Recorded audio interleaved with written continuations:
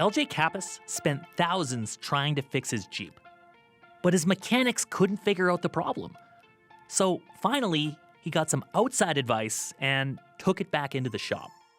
They rolled their eyes when I brought it in, and they kind of puffed and puffed, and I didn't care. I just gave them the instructions and said, this is what I want done to the car.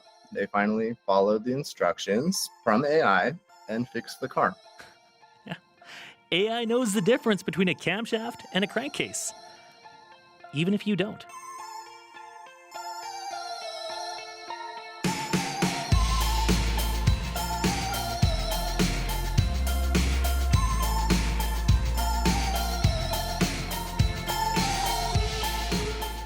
Hi, I'm Paul Haberstrood. Welcome to The Cost of Living.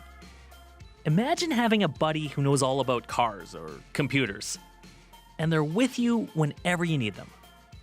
Well, now that buddy is there, and it's in your phone.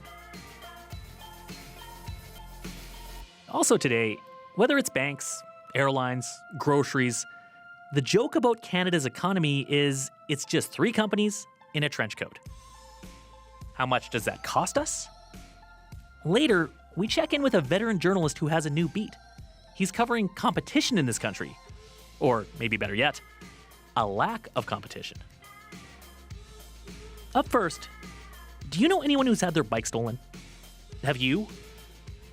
Well, something happened about 10 years ago that has more of us answering yes to that question.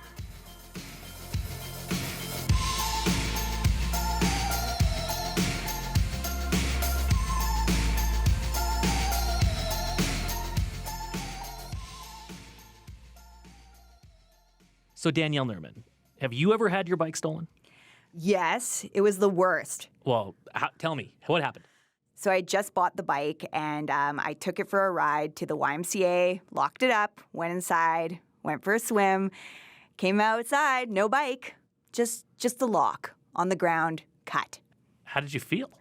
I made quite a scene. Shocked.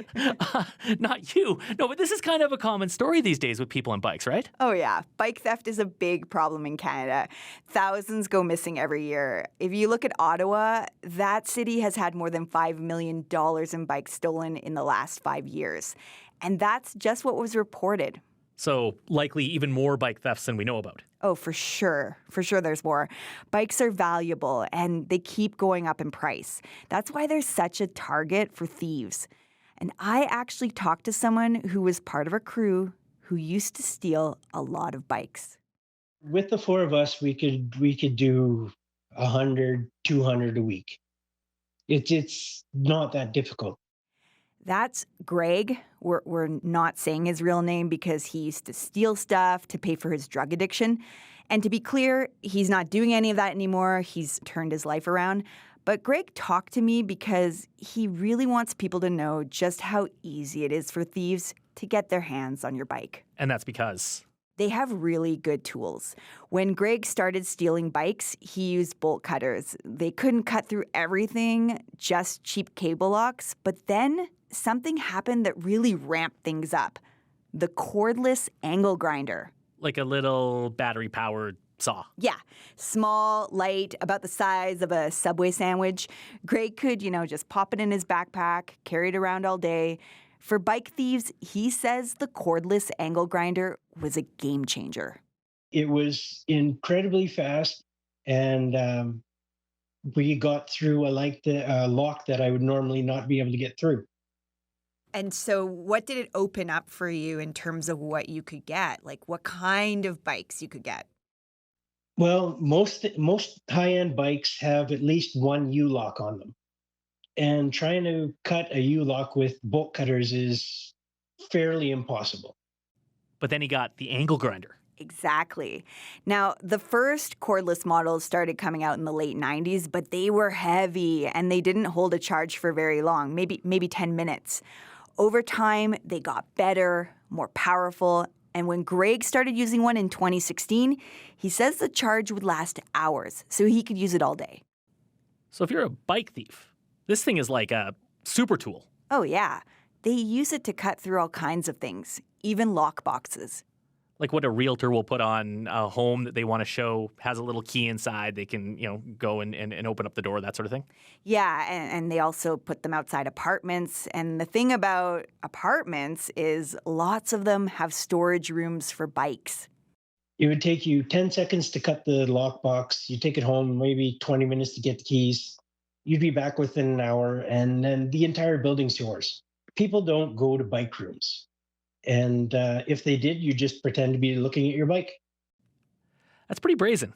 Like, it's not like he's, tiptoeing around in the dark like a cat burglar. Not at all. In fact, this is something I found really surprising. Greg says he always would steal bikes in broad daylight because that's when the sound of a power tool is just going to blend in. If you use an angle grinder at night, it's no good. Very suspicious. If you use an angle grinder during the day, nobody bats an eye. It's background noise. Anything going off during the day is construction, and there's always so much construction everywhere. Nobody cares. Nobody looks. So it was easy for him to get away with it, and the money was good. Well, like how good? He was making up to $600 a bike. Greg said he was paid by some guy who showed up with a truck. He'd load the bikes in, drive away, and sell them in other cities. This all sounds like it was part of a pretty organized kind of operation. Yeah, and once they started working with cordless angle grinders, they could steal 10 times more bikes a week. What was the reaction to this? Like, clearly, if this many bikes are going to be stolen, there's going to be some sort of backlash. Yeah, so lock companies, they upped their game. They started making better locks. Some companies today even make locks that you can't cut through with an angle grinder, even with a power tool, but they're expensive, like $400 each. Rob Brunt is a retired street cop with the Vancouver Police. He now works for Project 529, an anti-bike theft program. And he says the sad truth is bike thieves, they'll find a way. Like if you've got a great U-lock and you lock to a tree, I've seen a thief cut the tree. Just chopping down the tree. Chopping it down with the angle grinder. As the technology for these tools got better, which was about a decade ago, Rob saw bike thefts in Vancouver and other big cities just shoot up. Talk about unintended consequences. Like, imagine you're a tool maker, you're DeWalt or Makita. You're just making these things for the trades. And they're ending up in the hands of thieves. Rob says they steal power tools off job sites. That's where they're getting them. And they also shoplift them. Like, he told me about this one time when he was surveilling a known bike thief. He walked into the local Home Depot in Vancouver, stole the grinder, hooked it all up, and then went outside the Home Depot, not even a block away, and used the grinder to get a bicycle right there. It's a pretty good tool for Mr. Criminal. Yeah, Crime Inc. loves a good tool. Well, I love a good tool, so why wouldn't a bike thief? And get this, Rob says the guy went back into the store and returned the angle grinder for a gift card. Come on. No, I'm serious. He did. All right, so it's easier to steal bikes. They're getting gift cards even sometimes. Yeah. And like you were saying, bikes are also, of course, now so much more expensive. They sure are. Megan Aspen is really into cycling. She spent $7,000 on a really nice mountain bike. She even took it with her on vacation to PEI last summer, and then it got stolen. She ended up spending most of her holiday driving around the island looking for it. Dealing with the police report, dealing with insurance, buying a new bike. It was probably a $20,000, sting at the end of the day. She says sting. That feels more like a punch in the stomach. Oh, for sure it was. She never got the bike back. It was very expensive to replace. And this kind of thing, it costs everyone. If more people are getting their bikes stolen, more people are making claims on their home insurance. And then insurance companies might bump up premiums for everyone. Yeah, and we all pay for policing. Rob Brunt says police across the country spend thousands of hours every year dealing with bike thefts. Is there anything they can do to make things better? Well, they are. There's been a huge push to get more cyclists to register their bikes. There's two big ones in Canada, the Bike Index and Project 529. If you sign up and your bike gets stolen, if police find it, they can return it to you. And these registries also flag the bike community to be on the lookout for it. Is this working? Yes, that's the good news. More people are getting their bikes back because of these registries. And over the last few years, bike thefts in Canada have begun trending down. But Rob Brunt says cities could be doing even more. He really likes the idea of the bike valet. So you take your bicycle, you park it just where, like, in an area where the cars park, but it's fenced off and you can't get in without, security check in, security check out. Vancouver and Toronto have these in the summer in some of their touristy areas, and Victoria has a year-round valet service downtown at City Hall. Okay, that's nice if it exists, but there's also not a lot of these things around. So if I want to ride my bike somewhere, I want to keep it safe. What can I do? Well, I asked Greg that question. He has some advice. He says if you leave your bike outside, take the tires off. If you bring your tires with you, the odds of your bike getting stolen goes way down. People aren't going to bring a tire with them to a bike theft. If there's no wheels, then you can't go. Yeah, if you're stealing your getaway vehicle and you can't get away, Right. Not great. No. And if you don't want to take your tires off or you can't, then you're going to have to make it really hard for those bike thieves. If you have 2 or 3 U-locks on your bike, most people aren't going to steal it. 3 would be a good number. 3. That's my lucky number. Well, let's hope for you and your bike that it is. Thanks, Danielle. You're welcome.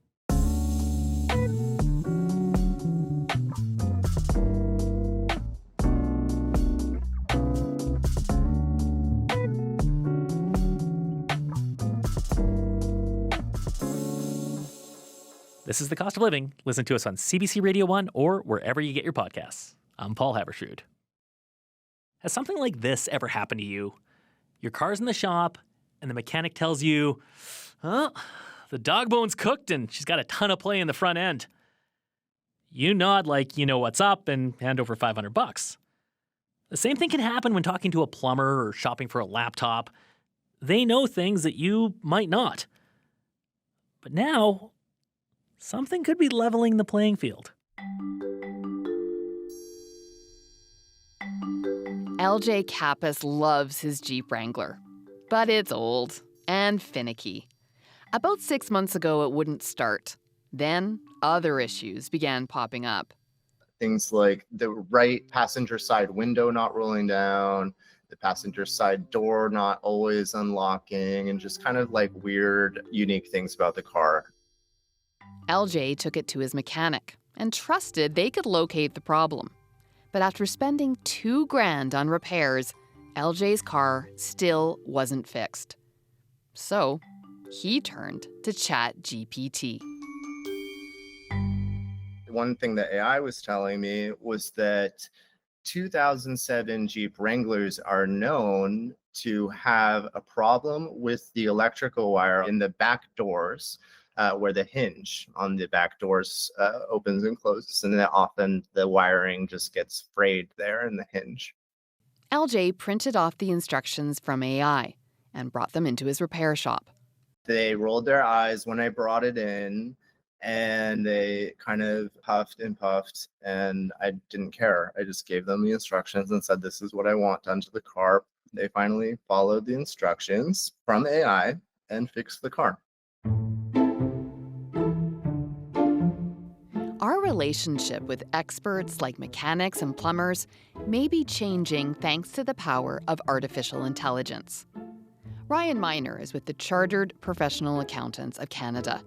He says more people are coming into their offices with an idea of what to expect on their taxes, courtesy of information they found with AI. And that's keeping accountants on their toes. A lot of professionals are having to explain more about the reasons for their recommendations if they differ from what the client was thinking. And it's incumbent upon a professional to sort of push back and say, well, did you consider this? Anatoly Gruz teaches IT management at Toronto's Metropolitan University. He says in the past, if you weren't handy or tech-savvy, you were at the mercy of the expert. Now, by typing in keywords, AI can troubleshoot different problems and suggest a fix. That information can be empowering for consumers. And it's good to have informed buyers and informed individuals when you ask for things to be fixed. You want to understand kind of in general sense, what is the scope of the work, if they give you option A versus option B. Even if AI can't diagnose your problem, it can give you the right words to use when you're chatting with an expert. If they hear a layperson using that terminology, maybe we'll think twice not to fool you. But Anatoly says people need to be careful with how they use AI. Although it may sound convincing, advice from ChatGPT isn't always objective. It might come from unreliable sources. Ryan Miner, the accountant, he sees that too. Sometimes people come in with information that's no longer relevant, or advice that's just wrong. So, we're not dispensable just yet, I would say. I think you still need a professional, just like you need a plumber. I would not try plumbing. LJ Kappas, though, he's all in on using artificial intelligence. He uses it for everything.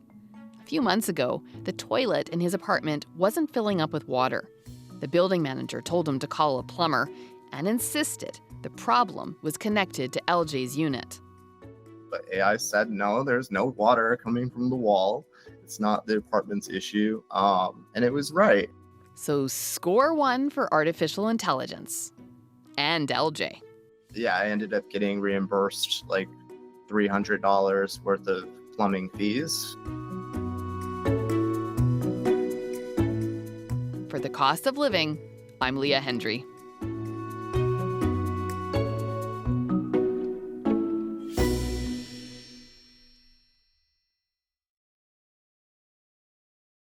This is The Cost of Living, where we will never, ever be replaced by AI. I'm Paul Havershrud. Do you bank at RBC, get groceries from Loblaws, and your cell phone from Rogers? Or is it TD, Safeway, and TELUS? The last time you flew, let me guess, it was Air Canada or WestJet. We're not exactly spoiled for choice in this country. Our lives have always circled around a handful of big companies. But what does that cost us? That's something Peter Nowak is now looking at every day. He has a new podcast and Substack. It's called Do Not Pass Go. Because, yeah, it's about monopolies. Peter, hi. Hi, Paul. So, Peter, if your Substack was a superhero comic, what's the origin story?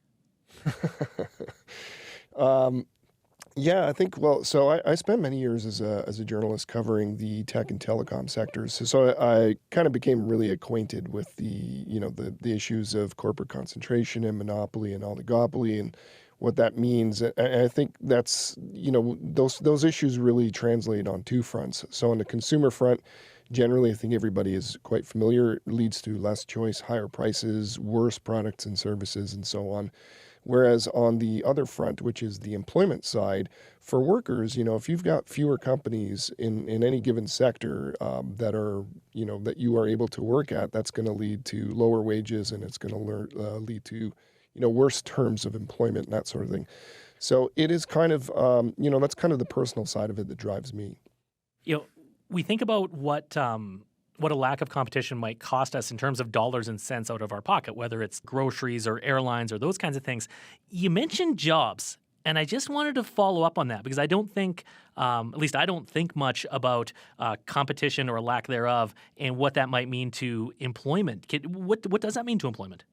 Yeah, there's a number of ways you can look at it. One really great example in Canada is, again, as the pandemic kind of raged its course, everybody was working at home, and this includes bank employees.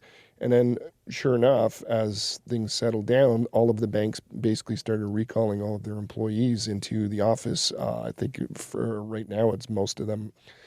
And so that really kind of gives you an idea of what's going on, because if the banks were truly wanting to compete with each other, you'd think one of them would buck the trend, at least one of them would buck the trend and say, actually, no, we're going to allow our workers to continue working hybrid or fully remote or whatever.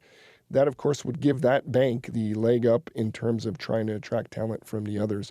So that's one example. You look at the tech industry, too. There was a time where tech industry workers were, especially if you were an engineer, you were extremely valuable and you could basically call your own shots. That's why all of the big tech companies had these, campuses with like hairdressers and movie theaters and all of these bells and whistles. Sure enough, as the supply of workers has been increasing and the companies have been sharpening their own, their own bottom lines, those layoffs, we've seen nothing but streams and streams of layoffs over the last couple of years. So the tech workers, where they once had, a considerable amount of power in terms of dictating what their salaries are going to be, what their bells and whistles, what their work arrangements are going to be like, that has pretty much evaporated, and you're seeing nothing but layoffs.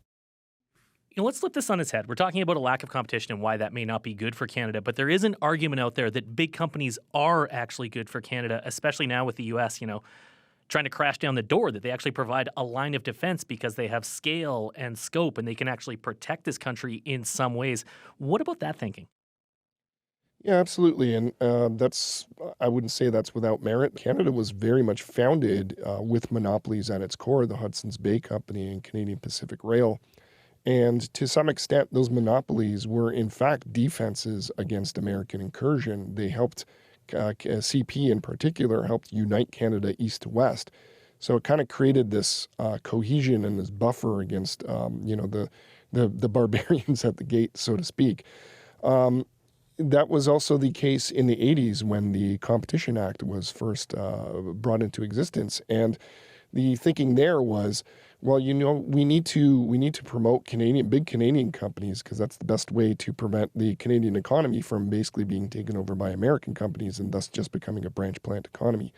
So for sure, you do need to have some element of strong companies that can resist that sort of thing. But at the same time, economic growth is also, and this is what the pro-competition folks are arguing, is that economic growth is absolutely necessary to prevent that sort of thing from happening as well. And if you're talking about sovereignty and you want to, encourage sovereignty across sectors of your economy, and in modern lingo, that means you want to encourage things like data sovereignty and computing sovereignty and even like social media sovereignty, you name it.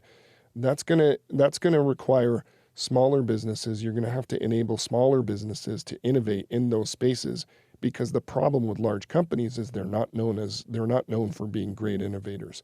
So there's an argument to be made for both. You need some strong companies to kind of act as your bulwark, but you also need the small companies to drive the innovation and to create those things that the bigger companies are not doing. This isn't the first time we've talked about competition or a lack thereof in Canada. We'll talk about groceries or banks or telecom or airlines. If you're someone who's listening and you're like, look, I'd just like to have more options to fly than WestJet and Air Canada, and yet I don't. Do you see a reason to think that anything might change anytime soon? There is I'm so both sidesy on that question because I think it depends. I think if you go back to the federal budget that was revealed in the fall, there was a lot of optimism there as far as banking was concerned. Many of the fintech startups that we have in Canada were very happy with what the budget was promising because it was offering concrete changes. It was offering, the end of certain fees for transferring funds, et cetera, et cetera. It really paved the way for, some innovation to happen as far as banking is concerned. And that's probably not a surprise given Prime Minister Mark Carney. He comes from a banking background, and he was also spent many years in England where they have open banking and their banking system is considerably advanced to Canada's. So on the one hand, there is some evidence from the current government that, yes, significant change is possible, and opening up certain fields or at least some sectors to innovation is certainly in the cards. On the other hand, yeah, there's also reasons to doubt. A great example, we talked about how the Competition Bureau has been given all of these new powers and authorities and so on. And one of the first uses of those new powers was they instituted a sort of like a probe or review of the airline industry. And they came out with a report last year that had all of these recommendations on how to improve competition in airlines. And if you introduced a single airline into a route, you would see prices drop, something like 9%. And that report, as to my knowledge, has been completely ignored by anybody in government. So yeah, it kind of depends, I guess. In some ways, we're seeing some improvements, and in some ways we're seeing really just status quo. Do you do anything in your life that is directly a result of you not wanting to participate in sort of monopoly power? I do a lot of crazy things, and my friends think I'm crazy, and I'm not going to endorse. What I do is not an endorsement of any company or any criticism of any specific company, although I guess you could probably interpret it that way. But I live a 10-minute walk away from a Cineplex movie theater, but I instead drive half an hour to the nearest landmark theater. And part of that is because, well, Cineplex has what's their monopoly? I think it's like 75% market share in Canada or so. So I'm trying to support the smaller guy, but also I hate to say it, and yeah, okay, I'm endorsing Landmark. Landmark theaters are just superior to Cineplex. I don't know if you've ever been to one, but you should go and then you'll know what I'm talking about. I also live next door to a No Frills, and I try to go out of my way to shop at other grocery stores because No Frills is, of course, a Loblaws chain. And I find, even though No Frills is supposedly the quote-unquote discount brand of Loblaws, there's cheaper prices in a lot of other places, and that's where I try to support, and I try to support the smaller local guys as well. Do you think the upshot of more competition would just be cheaper prices? Like, if you're going to strip away all of the details, if we had more competition, life would become more affordable for us? Yeah, and it's not just affordability, it's choice, it's freedom. If we want to get really philosophical, I've talked about this on my podcast as well, is, when we think about democracy, we think about politics, and we think about, well, how many parties do I get to choose from when I'm voting, and is my party, practicing the principles of democracy? But I don't think we think enough about economic democracy, which is, it's the same thing, this idea that in a capitalist society, you're supposed to be able to vote with your dollars. But if you don't have any choices about where to spend those dollars, then you don't really have an economic democracy either. So I think that's kind of the grandiose way of thinking of it. All right, Peter, thanks for that. Pleasure talking. My pleasure. Thank you. Peter Nowak has a new podcast and Substack. It's called Do Not Pass, Go.